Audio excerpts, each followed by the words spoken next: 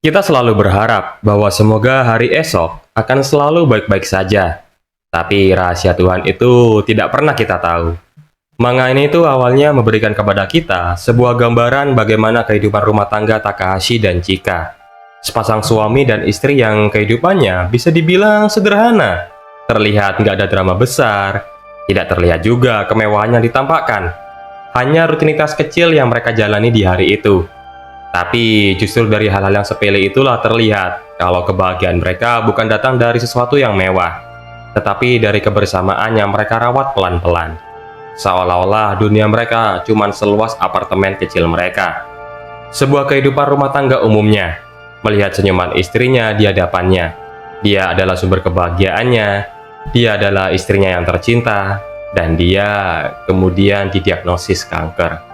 Dan istrinya hanya memiliki waktu setengah tahun lagi. Kehidupan rumah tangga umumnya yang terpaksa harus berubah ketika istrinya didiagnosis kanker. Takdir itu memang terlihat kejam. Di sebuah ruangan rumah sakit setelah istrinya didiagnosis kanker, suaminya berjanji, "Aku akan melakukan yang terbaik, jadi kita bisa tetap bersama selamanya mungkin." Sebuah kalimat yang menjadi tekad perjuangan bagi suaminya untuk istrinya. Apakah mampu? Apakah mampu bertahan makna kalimat ini nantinya? Tapi setelah setengah tahun kemudian, istrinya ini masih hidup. Pada suatu hari di tengah lorong rumah sakit, suaminya berkunjung, kemudian mengucapkan selamat pagi kepada istrinya dan menanyakan kabarnya gitu. Di sini istrinya hanya bisa menghela nafas dan dia kembali mengingatkan suaminya sebelum membuka tirainya ya minimal mengatakan sesuatu dulu lah. Sambil menggerutu rasa sakit yang dia rasakan. Si suaminya yang mendengar ini ya cuman bisa bilang, "Ah ya, aku tahu itu. Maaf ya yang tadi, aku taruh tasmu di sini." Si istrinya nanggepin kalau baju kotornya dia itu di sebelah sana gitu. Kayak secara nggak langsung nyuruh ke suaminya buat naruh baju kotornya dia ke tasnya tadi. Kemudian juga meminta duit. Suaminya cuma bisa jawab, "Tentu, aku taruh di sini ya uangnya." Dan di akhir sebelum suaminya pergi, dia menyemangati istrinya untuk berusaha yang terbaik buat perawatannya. Dan di sini dia juga melakukan yang terbaik. Dengan jawaban sinis yang terbilang kasar, istrinya membalas kalau dia itu ya bakal ngelakuin yang terbaik lah tanpa kau suruh sekalipun. Meskipun nanti juga bakal mati ya, tetap dia akan berjuang. Suaminya yang mendengar ini cuma bisa bilang maaf teman-teman. Ketika dia memanggil nama istrinya, sayangnya istrinya justru ngencengin suara TV-nya, yang secara nggak sadar TV-nya itu juga lagi nayangin acara tentang kejelekan setiap suami gitu. Kalau semua suami itu sama aja. Sontak si suaminya agak kaget karena tiba-tiba suara TV-nya dikencengin, yang secara nggak langsung ngusir dia gitu. Dan dia meminta maaf lagi, kemudian pulang. Di sebuah tempat kerja, ketika Takahashi lagi kerja di tempat kerjanya, teman-teman kantornya ngomongin dia di belakang. "Kau tahu itu Pak Takahashi, dia hebat mengunjungi istrinya setiap hari." Beneran? Tapi kelihatannya istrinya punya kanker. Tapi dia masih muda loh. Ah, kau itu, pasti itu karena cinta. Satu kata tanpa perlu dipertanyakan lagi sebagai sebuah alasan mengapa perjuangan Takahashi sebegitu besarnya bagi istrinya. Ketika Takahashi pulang dari kerjanya menuju kembali ke apartemennya dan duduk di sebuah meja, menghitung pengeluaran bulanan dia. Dan kelihatannya Takahashi berhasil bertahan di bulan ini setelah pengeluarannya akan kebutuhannya. Melihat saldo akhir dan seketika dia teringat istrinya teman-teman waktu minjem duit. Kenapa juga istrinya perlu uang saku gitu? Tapi seketika pikiran ini teralihkan ketika dia langsung teringat istrinya ketika hanya bisa terbaring dan duduk di tempat tidur pasien. Dia cuma bisa membatin teman-teman. Enggak. Uang itu seharusnya bukan masalah. Malahan harusnya aku membebaskannya demi kebaikannya. Seharusnya aku lebih berhemat, itu aja. Prasangka-prasangka kecil yang mulai menggerogoti pikiran Takahashi akan sebuah kalimat, apakah dia bisa untuk sabar merawat istrinya, merawat komitmennya, dan merawat janji pertamanya dia saat istrinya didiagnosis kanker. Setelah itu, dia teringat baju-baju kotor yang sebelum sempat ia bawa ke laundry. Melihat baju-baju kotor tersebut, dia teringat ketika istrinya berkata kepada suaminya, apakah dia ingin melihat istrinya memakai baju yang sama selama 3 hari ke depan? Ya, menurutnya nggak masalah. Memori singkat akan perkataan istrinya seolah-olah menjadi sindiran halus yang mengingatkan kembali Takahashi. Setelah dia sampai di tempat laundry, dia hanya bisa melamun melihat gilingan mesin cuci yang terus berputar, mengingatkan kembali kenangannya bersama dengan istrinya saat sebelum dirawat di rumah sakit. Memori-memori kebahagiaan yang kerap menghantui pikiran Takahashi, seolah-olah dia merindukan kembali istrinya dulu.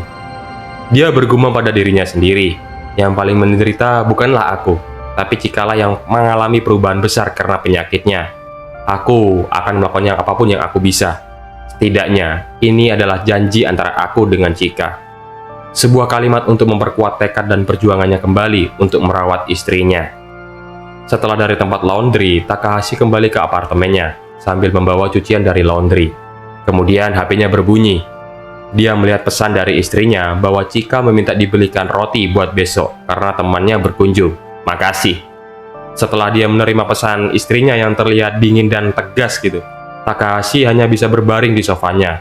Setelah aktivitas harian yang begitu melelahkan, menguras stamina, tenaga, dan pikirannya, dia kembali bergumam sambil teringat istrinya. Sudah 6 bulan terus seperti ini.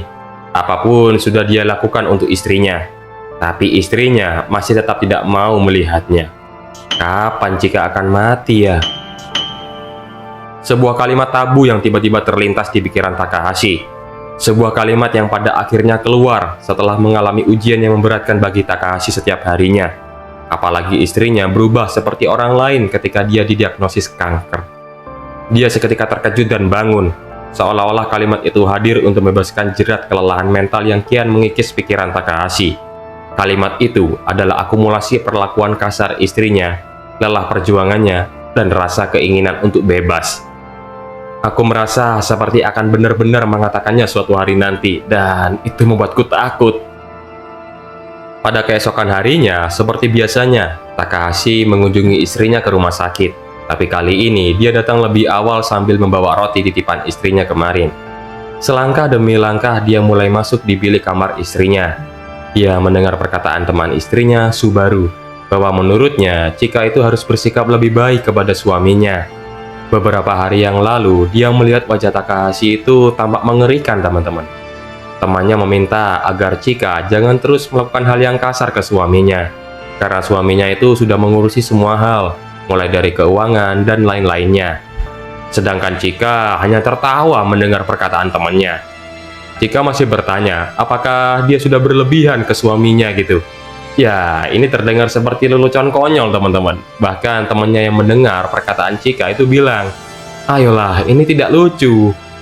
Chika yang mendengarnya menjawab kalau gak ada yang bisa buat dia lakukan ke suaminya.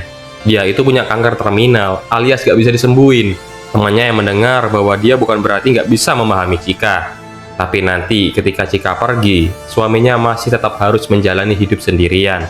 Aku tahu. Di sini tergambar jelas, cuy. Cengkraman tangan Takahashi yang sangat erat, gurat wajah genggaman yang mengekspresikan emosi dari Takahashi. Itulah kenapa sebelum aku mati, aku membuatnya melakukan semua yang ku mau. Takahashi yang mendengarnya ini tiba-tiba memasang wajah tertegun, terkejut dan berusaha memahami setiap kalimat yang diucapkan istrinya sebelumnya.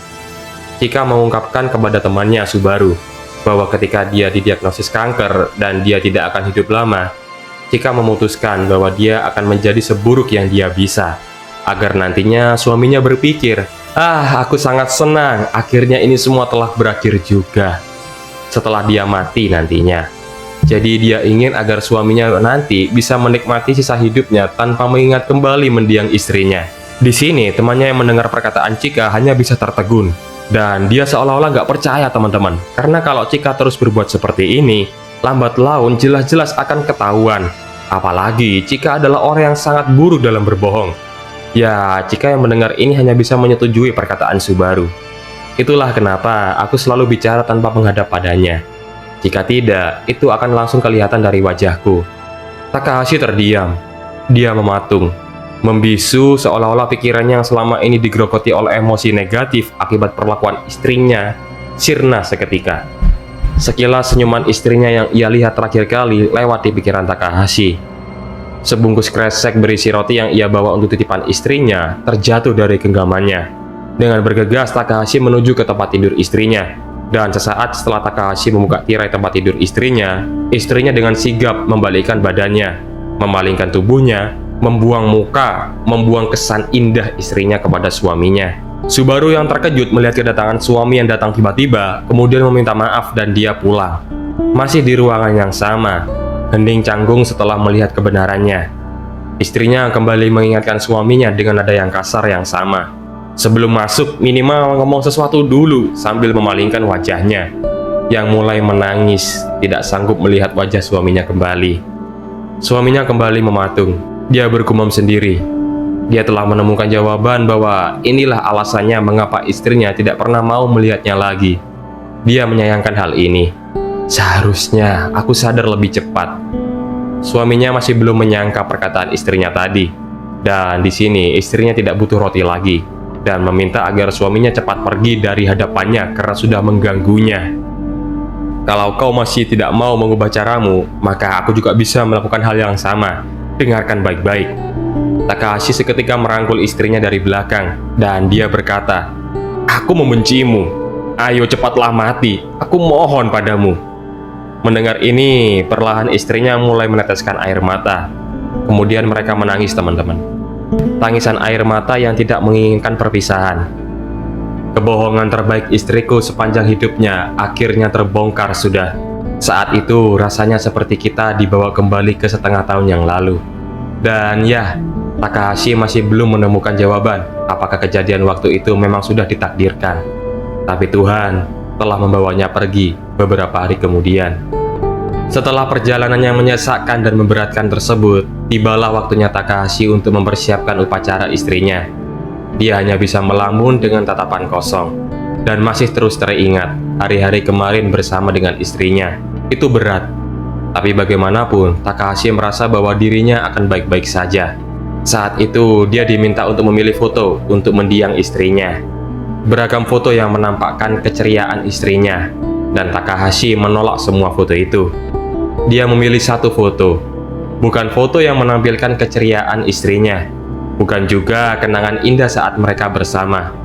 Hanya foto sederhana, tapi membekas baginya untuk selamanya. Sebuah foto saat dia bersama dengan istrinya yang sedang berbaring di kasurnya. Setelah mereka menangis bersama saat itu, hari-hari saat kebohongan terbaik istrinya berakhir, dan hari-hari sebelum kisah bersama istrinya berakhir. Sebuah perjalanan pahit yang menginginkan agar suaminya tidak memiliki rasa kehilangan dirinya nanti. Sang istri perlahan-lahan mengikis kenangan manis tentangnya, agar setelah dia tiada, suaminya tidak merasakan hancur.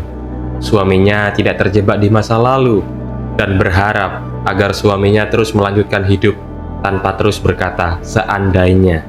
Terima kasih yang sudah menonton video ini hingga akhir. Terima kasih kepada Takeda Toryumon sebagai komikus yang telah memberikan sepotong moral bahwa sikap yang terlihat kasar dari orang terdekat kita bukan karena benci. Terkadang itu adalah cara kasih sayangnya untuk menyiapkan kita untuk kuat saat dia telah tidak ada di sisi kita nantinya. Judul manga one shot ini adalah Daisuki na Sumadatta.